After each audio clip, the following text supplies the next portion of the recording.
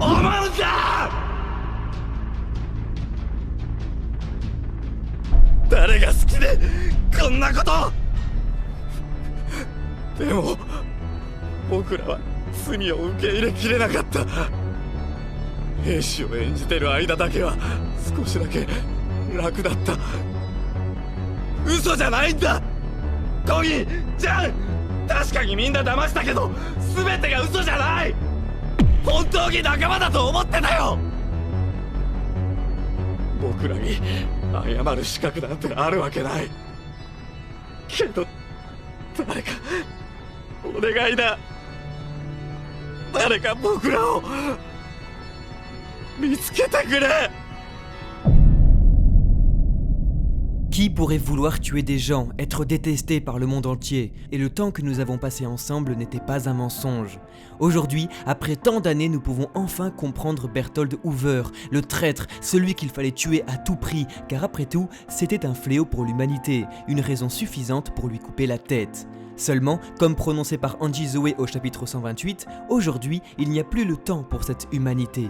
Ainsi, l'attaque des titans change une nouvelle fois de paradigme et Hajime Isayama aura encore réussi son pari de peindre la guerre dans toute sa cruauté et fatalité.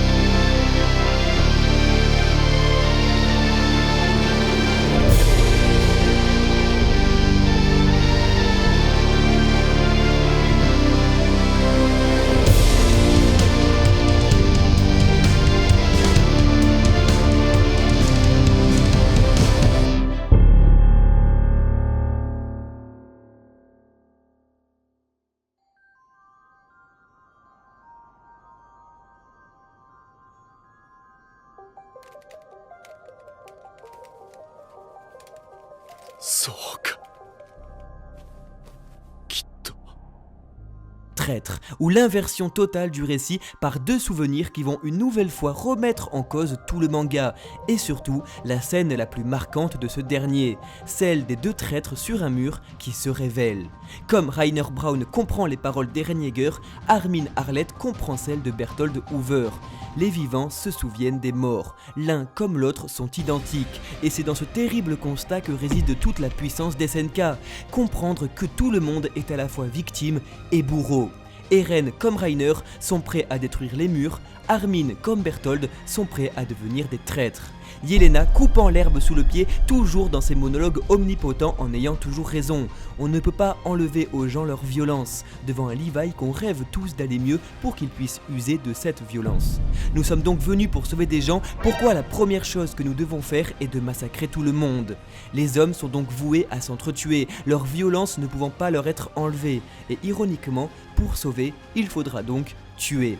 L'auteur redonnant à l'attaque des titans son dilemme moral qui le rend si intéressant et frustrant.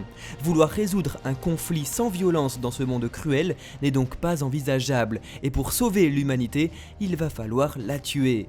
Mais ne serait-ce pas là ce que pensaient Annie, Berthold et Rainer devant le mur Maria ? Isayama, très doué dans le gore et notamment dans ses plans de balles perforant le visage, nous aura habitués à des images violentes qui jusque-là étaient réservées aux figurants, mais qui sont maintenant utilisées sur Armin, créant un véritable choc, jusqu'à oublier qu'il possède le pouvoir de se régénérer. Comme le guerrier sur un mur, la carotide tranchée s'étouffant dans son propre sang, ne lui restant plus qu'une chose à faire, se transformer en titan colossal. Tout est inversé. Aviez-vous de la peine pour lui à l'époque? Alors pourquoi en avoir aujourd'hui? Car le mangaka a bien raconté son histoire, une véritable leçon sur le thème principal du récit, l'humanité.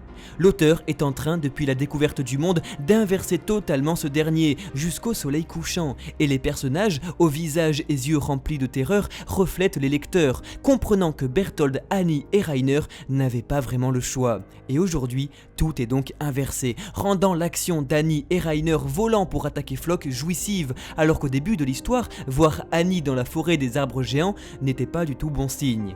Ainsi, méchant d'hier, Aujourd'hui, Reiner est le héros de l'histoire. Tout s'inverse et Berthold nous l'avait déjà annoncé au chapitre 48.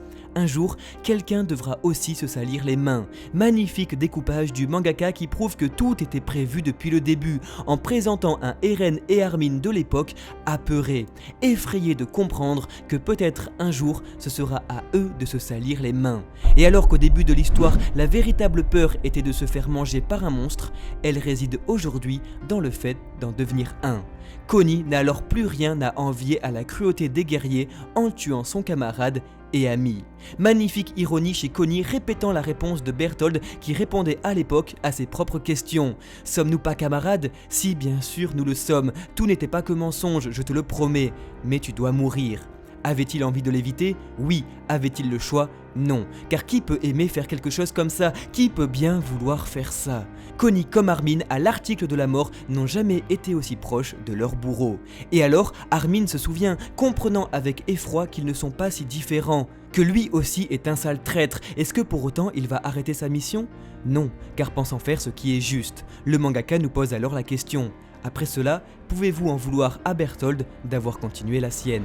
Une case, une seule case, et voilà 10 ans de travail se métamorphoser en une terrible poésie qui, sans un mot, raconte 2000 ans d'histoire. C'est fort, vraiment très fort de réussir à enlever tout le superflu et de garder que le pertinent pour au final, en une seule case, avoir quelque chose d'aussi émouvant et puissant.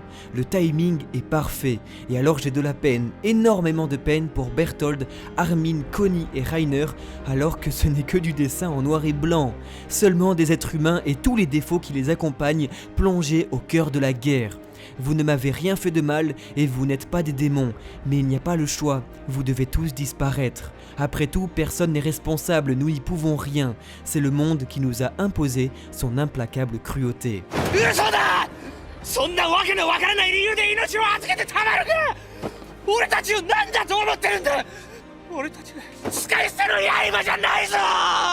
Ainsi, Samuel et Daz, le premier sauvé par Sacha durant l'attaque de Trost et le second par Ymir en entraînement, bien que personnages secondaires mais présents depuis le début, finissent par mourir.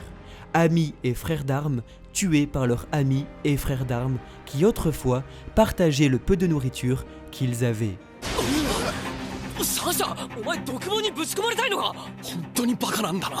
Nous pouvons donc en être sûrs, tous les dialogues chez Isayama, qui n'oublient absolument rien de ce qu'il écrit, ont une double lecture et renvoient à des occurrences passées, comme les paroles de Kiyomi Azumabito à Flock Forster faisant écho à celles d'Erwin Smith au chapitre 63. Vous ne rendez le monde que plus petit et vous continuerez à vous entretuer jusqu'à ce qu'il ne reste au final plus qu'un. Et aux paroles de Piexis au chapitre 29. Confinés derrière des murs, si l'humanité venait à s'éteindre, ce ne serait pas à cause des titans, mais des humains, car l'homme est un loup pour l'homme.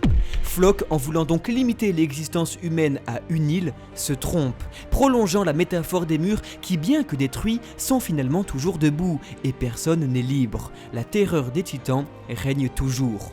Kiyomi se révèle alors comme une Mikasa mais âgée, le même regard combattant et sachant se défendre, en espérant que Mikasa vive assez longtemps pour devenir comme elle un jour. Le cercle vicieux de la guerre ne peut donc être rompu que par le dialogue et le devoir de mémoire. Et alors que Gabi l'illustrait parfaitement dans le précédent chapitre, c'est au tour de Magat de faire preuve de maturité, en s'inclinant devant son ennemi.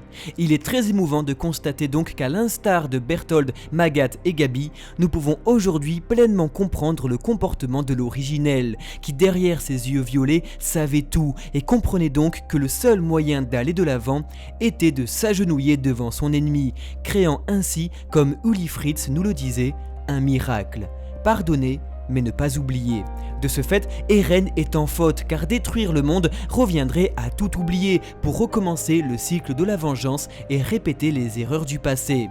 Le protagoniste principal s'oppose donc à la vision des Fritz soumise à 2000 ans d'histoire, apportant la tristesse de se rendre compte qu'Eren Yeager est maintenant exactement comme Rainer Braun, un tueur de masse. Après tout, lui aussi ce jour, s'il avait été à sa place, aurait détruit le mur. Après le massacre de Mar, Eren ne s'arrête pas là et est le premier véritablement conscient de sa condition, permettant aux autres de comprendre la leur et de faire la paix entre eux. Eren, contrairement à absolument tous les personnages de l'histoire, est le seul qui n'a pas changé sa vision des choses. C'est le monde en le découvrant qui a changé, mais pas Eren, qui face à la mer comprend qu'il n'aura pas la paix en s'agenouillant, mais en exterminant. Après tout, il n'est pas la proie, mais le chasseur. Et alors que le jeu du mangaka depuis 10 ans consiste à faire relativiser ses lecteurs en changeant sans arrêt de paradigme d'un monde en guerre sans porter aucun jugement sur ses acteurs absents de tout aspect manichéen, rien de tout cela n'affecte Eren. Plus le manga avance, plus les lecteurs comme les personnages remettent en question leurs propres principes, changent d'avis, se posent des questions, réfléchissent et donc l'histoire avance. Le monde change, mais pas lui, qui est toujours coincé au début du récit, là, devant sa mère en train de se faire dévorer, créant paradoxalement la plus grande évolution du manga. Ainsi, héros d'hier, Eren Yeager est aujourd'hui le méchant de l'histoire.